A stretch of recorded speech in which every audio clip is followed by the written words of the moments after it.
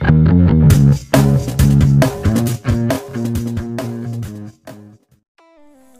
selamat datang kembali di channel kita Dan Boy ya.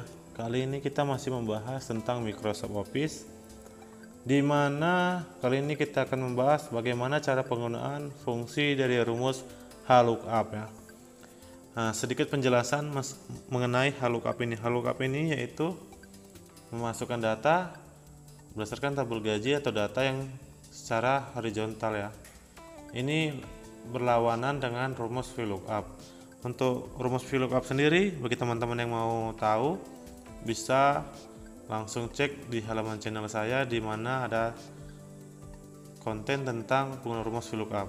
Nah, di sini kita akan menggunakan rumus VLOOKUP untuk mengisi rekap gaji bulan Januari 2021. Bagaimana cara penggunaannya? Langsung saja kita akan mengisi untuk gaji pokok dulu ya. Gaji pokok kita langsung menggunakan rumus sama dengan HLOOKUP. Kita harus mengikuti rumusnya nanti. Kemudian buka kurung. Nah, di sini kan ada HLOOKUP, kita harus mengikuti ini.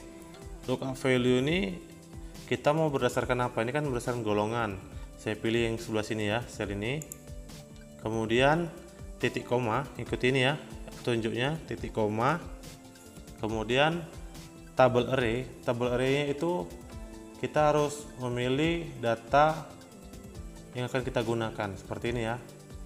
Saya akan memilih data golongan 1 sampai golongan 4 yang ada di sini. Kemudian titik koma lagi. Kemudian kita harus tahu row index ini baris keberapa yang akan kita pilih. Misalnya gaji ini kan gaji pokok, berarti ini golongan kan baris ke-1, baris kedua. Kita ketikkan 2. Kemudian titik koma lagi. Di sini muncul true atau false. True yaitu angka yang mendekati ya, angka yang mendekati pilihan kita. Sementara false ini data yang benar-benar. Atau bisa kita pilih false atau kita biasa ketikkan 0. Saya bisa 0. Kemudian tutup kurung. Kemudian enter. Maka akan muncul gaji pokok berdasarkan golongan 3 sama Jumadi. Kita lihat ya, golongan 3 gaji pokoknya berapa. Ini golongan 3, gaji pokoknya 3 juta. Berarti sudah benar gaji pokok dari Jumadi. Ini kan kita sudah mengisi satu sel. Bagaimana cara cepatnya? Biasa kan kita langsung tarik ke bawah gini ya rumus. Langsung tarik ke bawah ke begini kan. Coba kita tes ya. Nah, ini tidak akan bisa. Karena apa? Dia yang row table ini bergeser. Tadi kan kita maunya dari J3 sampai M6. Kalau kita langsung tarik, maka dia mereka bergeser jadi J4 sampai M7. Ini nggak bisa. Jadi bagaimana caranya? Yang di sel pertama ini yang sudah kita beri HLOOKUP tadi, rumus tadi, kita kunci di tabel arrow-nya ini, tabel array. Kita kunci, ini kan J3 sampai M6. Kita kunci J-nya, kita berikan tanda dolar ya, agar sel yang kita kunci ini tidak mengikuti kopian atau tarikan data tadi. Langsung saja kita berikan tanda dolar. J-nya kita kunci dengan memberikan tanda dolar. Kemudian M-nya pun sama, kita berikan tanda dolar juga. Nah, seperti ini. Jika sudah seperti ini, rumus pun siap ya, kita enter. Maka tetap gaji pokok tidak akan berubah. Cuman ketika kita tarik seperti ini, nah, akan mengikuti. Jadi kok bayangkan ya, ada, ini kan masih 10 orang. Bayangkan itu karyawan ada 1000 orang. Bagaimana kalau kita mengikuti satu-satu? Kan nggak mungkin. Jadi kita harus menggunakan HLOOKUP atau VLOOKUP. Di sini saya akan menjelaskan HLOOKUP-nya. Seperti ini ya. Muncul, kita buktikan si Juar. Juar ini golongan 4. Gaji pokoknya 4 juta. Kita lihat ya. Ini golongan 4, gaji pokok 4 juta. Benar kan?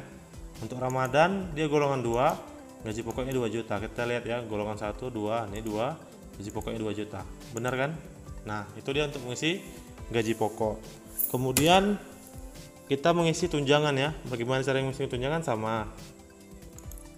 Sama dengan lookup, buka kurung, kita pilih ini ya, kan lookupnya ya, value nya kita berdasarkan golongan, kemudian titik koma, tabel array yang kita blok ya, ini ya, mulai dari J3 sampai M6. Nah, jangan lupa ini kita kunci juga, kita kunci agar tidak lari seperti tadi ya, kita berikan tanda dolar, J nya saja, kemudian M nya saja juga kita kunci seperti ini.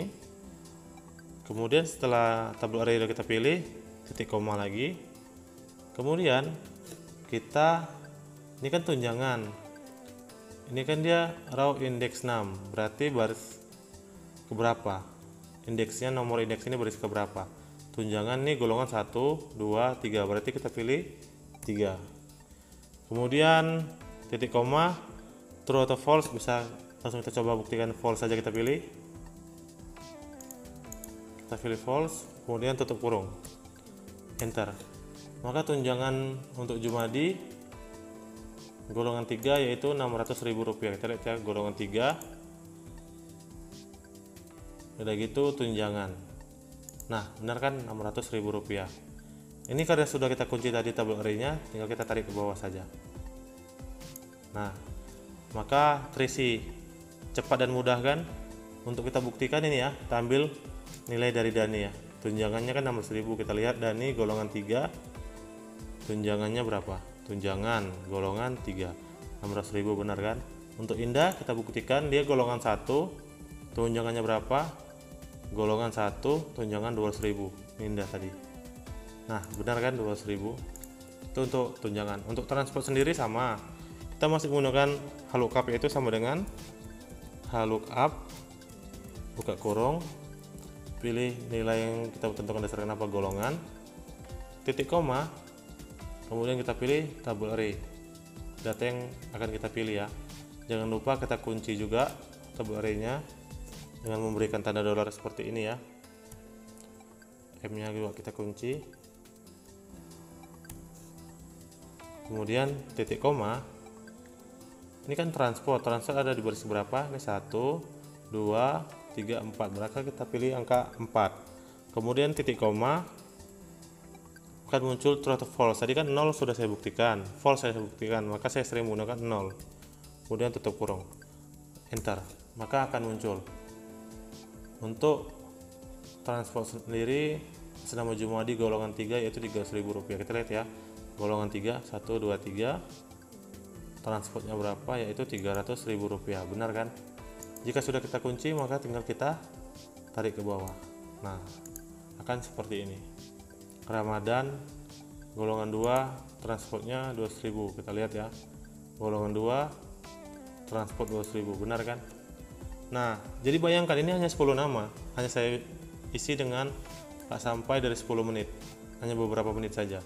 Bayangkan kalau ada 1000 karyawan atau 1.500 karyawan, 20.000 karyawan, bagaimana cara mengisinya? Kan tidak mungkin kita isi satu-satu, pasti kita harus menggunakan rumus.